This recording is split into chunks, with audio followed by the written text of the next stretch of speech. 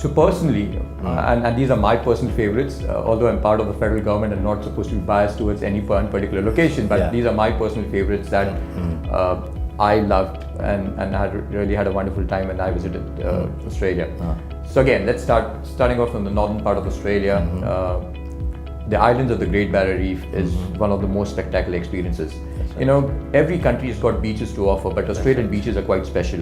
You can see 1,000 shades of blue in that ocean, you know, and the admirable marine life that Australia has to offer, that the Great Barrier Reef has to offer, is quite spectacular. How comfortable you are getting into the water? Oh, even if you're a non-swimmer, and most Indians are non-swimmers, it's pretty easy, and you have instructors there to take care of you. So even if you're a non-swimmer, you can still do the snorkeling experiences, or take a submarine ride, you know, underwater scuba ride a water scooter at the waterbed as well. So these are some of the must-do experiences in the islands of the Great Barrier Reef.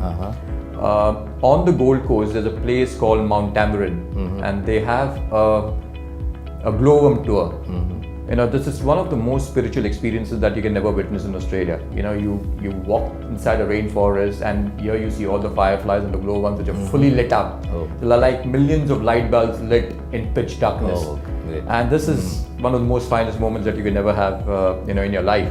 It's I would say it's one of the most life-changing experiences that you can ever witness. In Sydney, you can never run away from the two icons. You cannot, you just can't spend enough hours or days just admiring the Sydney Opera House and the Sydney Harbour Bridge, and dining at one of the restaurants at the Rocks at Darling Harbour is something that you should do on your holiday in Sydney. Melbourne, it's the MCG, because I'm a cricket fan. I play a T20 game every weekend, so cricket's close to my heart. And so the visit to the MCG is a must. It just transforms you.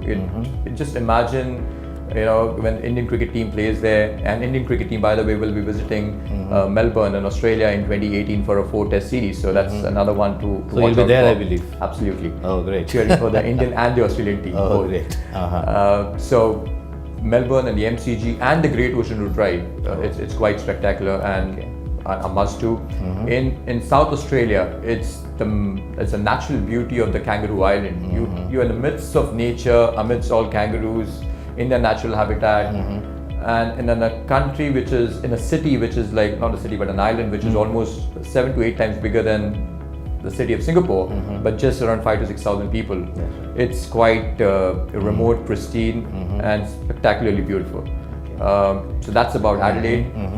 In the Northern Territory and the Outback, at the moment there's a festival called the Field of Light.